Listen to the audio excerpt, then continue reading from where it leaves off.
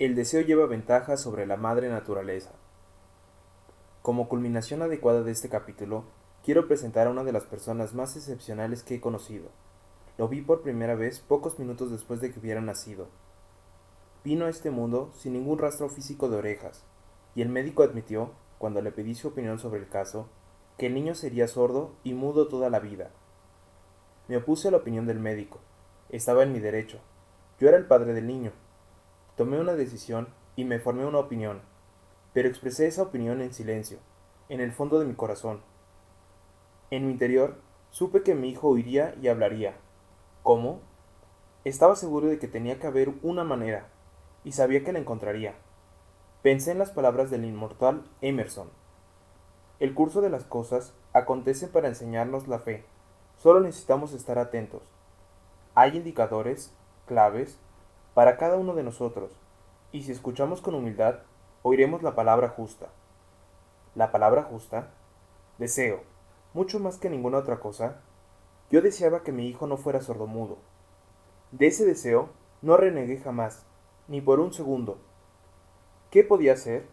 ¿Encontraría alguna forma de trasplantar a ese niño?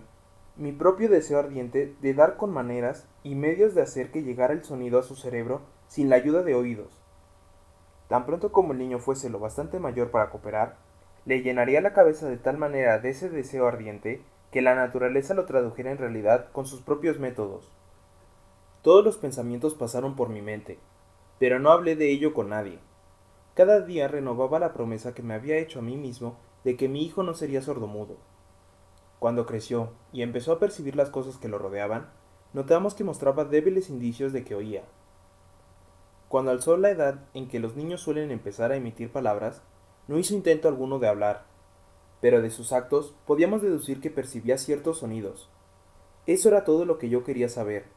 Estaba convencido de que, si podía oír, aunque fuese débilmente, sería capaz de desarrollar una mayor capacidad auditiva. Entonces sucedió algo que me llenó de esperanza. Surgió un hecho totalmente inesperado. Un accidente que cambió una vida. Compramos un fonógrafo. Cuando el niño oyó la música por primera vez, entró en éxtasis y muy pronto se apropió del aparato. En una ocasión, estuvo poniendo un disco una y otra vez durante casi 2 horas, de pie delante del fonógrafo, mordiendo un borde de la caja. La importancia de esa costumbre que adquirió no se hizo patente sino hasta años después, ya que nunca habíamos oído hablar del principio de la conducción ósea del sonido. Poco después de que se apropiase del fonógrafo, descubrí que podía oírme con claridad cuando le hablaba con los labios junto a su hueso mastoide, en la base del cráneo. Una vez hube descubierto que podía oír perfectamente el sonido de mi voz, empecé de inmediato a transferirle mi deseo de que oyese y hablase. Pronto descubrí que el niño disfrutaba cuando yo le contaba cuentos antes de dormirse, de modo que me puse a trabajar para idear historias que estimularan su confianza en sí mismo, su imaginación y un agudo deseo de oír y de ser normal. Había un cuento en particular, en el que yo hacía hincapié, dándole un renovado matiz dramático cada vez que se lo contaba. Lo había inventado para sembrar en su mente la idea de que su dificultad no era una pesada carga, sino una ventaja de gran valor. Pese al hecho de que todas las maneras de pensar que yo había examinado indicaban que cualquier adversidad contiene la semilla de una ventaja equivalente, debo confesar que no tenía ni la menor idea de cómo podía convertirse esa dificultad en una ventaja. Ganó un mundo nuevo con 6 centavos. Al analizar retrospectivamente la experiencia, me doy cuenta de que su fe en mí tuvo mucho más que ver con los sorprendentes resultados. Él no cuestionaba nada de lo que yo le dijera. Le vendí la idea de que tenía una ventaja original sobre su hermano mayor, y que esa ventaja se reflejaría de muchas maneras. Por ejemplo, los maestros en la escuela se darían cuenta de que no tenía orejas, y por ese motivo le dedicarían una atención especial y lo tratarían con una amabilidad y una benevolencia extraordinaria. Siempre lo hicieron. También le vendí la idea de cuando fuese bastante mayor para vender periódicos, su hermano mayor ya era vendedor de periódicos, tendría una gran ventaja sobre su hermano, porque la gente le pagaría más por su mercancía, debido a que verían que era un niño brillante y emprendedor pese al hecho de carecer de orejas. Cuando tenía unos 7 años, mostró la primera prueba de que nuestro método de apoyo rendía sus frutos. Durante varios meses imploró el privilegio de vender periódicos, pero su madre no le daba el consentimiento. Entonces se ocupó por su cuenta del asunto. Una tarde en que estaba en casa con los sirvientes, trepó por la ventana de la cocina, se deslizó hacia afuera y se estableció por su cuenta. Le pidió prestados 6 centavos al zapatero remendón del barrio, los invirtió en periódicos, los vendió, reinvirtió el capital y repitió la operación hasta el anochecer. Después de hacer el balance de sus negocios y devolverle a su banquero los 6 centavos que le había prestado, se encontró con un beneficio de 42 centavos. Cuando volvimos a casa aquella noche, estaba durmiendo en su cama, apretando el dinero con su puño. Su madre le abrió la mano, cogió las monedas y se puso a llorar. Me sorprendió. Llorar por la primera victoria de su hijo me pareció fuera de lugar. Mi reacción fue la inversa.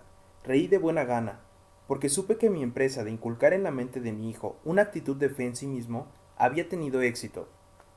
Su madre veía a un niño sordo que, en su primera aventura comercial, se había escapado a la calle y había arriesgado su vida para ganar dinero. Yo veía un hombrecito de negocios valiente, ambicioso y lleno de confianza en sí mismo, cuyo valor intrínseco se había incrementado en un 100%, al haber ido a negociar por su cuenta y haber ganado. La transacción me agradó, porque había dado pruebas de una riqueza de recursos que lo acompañarían toda su vida. El niño sordo que oyó. El pequeño sordo asistió a la escuela, al instituto y a la universidad sin que fuese capaz de oír a sus maestros, excepto cuando le gritaban fuerte, a corta distancia. No lo llevaron a una escuela para sordos. No le permitimos que aprendiese el lenguaje de los sordomudos.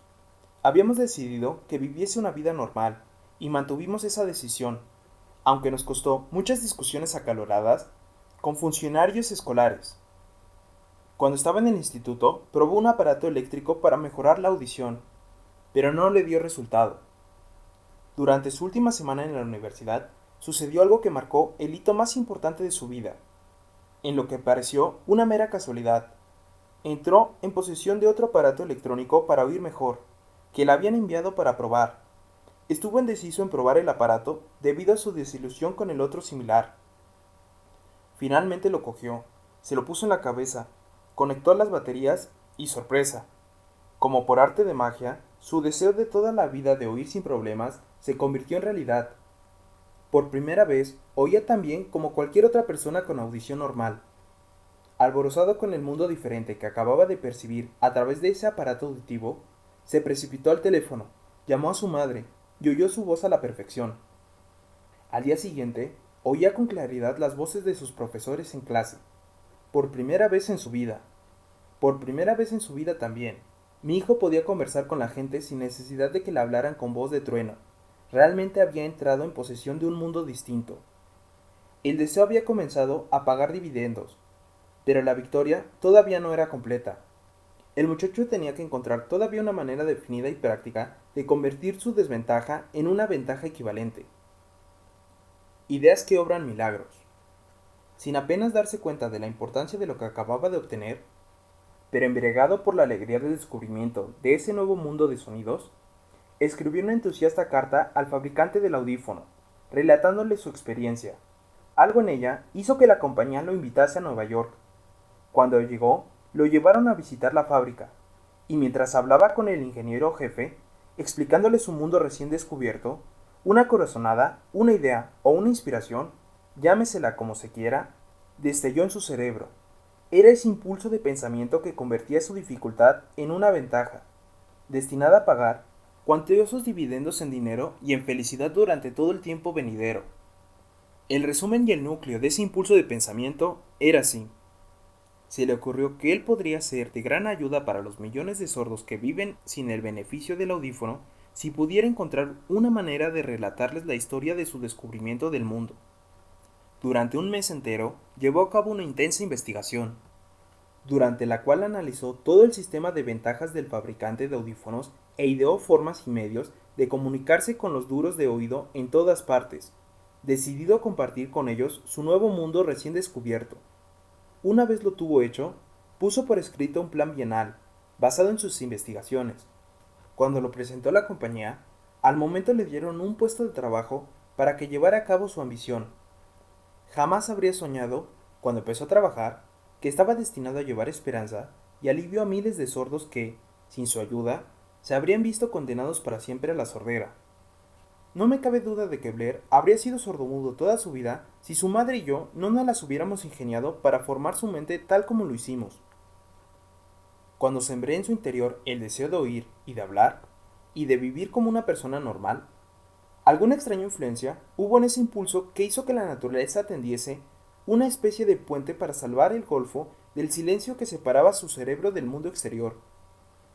En verdad, el deseo ardiente tiene maneras muy tortuosas de transmutarse en su equivalente físico. Blair deseaba una audición normal. Ahora la tiene. Nació con una minusvalía que fácilmente habría desviado a alguien, con un deseo menos definido, a la calle, con un puñado de lápices en una mano y una lata vacía en la otra. La pequeña mentira piadosa que sembré en su mente cuando él era niño, llevándolo a creer que su defecto se convertiría en una gran ventaja que podría capitalizar, se justificó sola. Ciertamente no hay nada, correcto o equivocado, que la confianza, sumada a un deseo ardiente, no pueda hacer real. Estas cualidades están al alcance de todos. La química mental hace magia. Un breve párrafo en un despacho de noticias en relación con Madame Schumann Hyde da la clave del estupendo éxito de esta mujer como cantante. Cito el párrafo porque la clave que contiene no es otra que el deseo. Al comienzo de su carrera, Madame Schumann visitó al director de la ópera de Viena para que le hiciera una prueba de voz, pero él se negó. Después de echar un vistazo a la muchacha desgravada y pobremente vestida, exclamó, nada cordial, con esa cara y sin ninguna personalidad, ¿cómo esperas tener éxito en la ópera? Señorita, olvide esa idea. Cómprese una máquina de coser y póngase a trabajar. Usted nunca podrá ser cantante. Nunca es demasiado tiempo. El director de la ópera de Viena sabía mucho sobre la técnica del canto, pero sabía muy poco del poder del deseo cuando éste asume las proporciones de una obsesión. Si hubiera conocido mejor ese poder, no habría cometido el error de condenar el genio sin darle una oportunidad. Hace varios años, uno de mis socios se enfermó. Se puso cada vez peor a medida que el tiempo transcurría, y finalmente lo llevaron al hospital para operarlo. El médico me advirtió que había muy pocas posibilidades de que yo volviera a verlo con vida. Pero esa era la opinión del médico, y no la del paciente. Poco antes de que se lo llevaran al quirófano, me susurró con voz débil. No se preocupe, jefe. En pocos días habré salido de aquí. Una enfermera me miró apenada, pero el paciente se recuperó satisfactoriamente. Cuando todo hubo terminado, su médico me dijo, no lo salvó otra cosa que su deseo de vivir. Nunca hubiera salido de ese trance si no se hubiera negado a aceptar la posibilidad de la muerte. Creo en el poder del deseo, respaldado por la fe, porque he visto cómo ese poder eleva a hombres desde comienzos humildes hasta posiciones de poder y riqueza.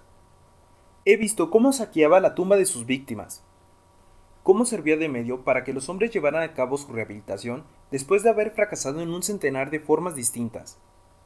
He visto cómo daba a mi hijo una vida normal, feliz y llena de éxito, a pesar de que la naturaleza lo enviase a este mundo sin orejas. ¿Cómo se puede dominar y usar el poder del deseo?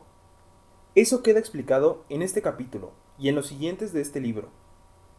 Mediante algún extraño y poderoso principio de alquimia mental que nunca ha divulgado, la naturaleza envuelve en el impulso del deseo ardiente ese algo que no reconoce la palabra imposible, ni acepta el fracaso como realidad. No hay limitaciones para la mente excepto las que aceptamos. La pobreza y la riqueza son vástagos del pensamiento.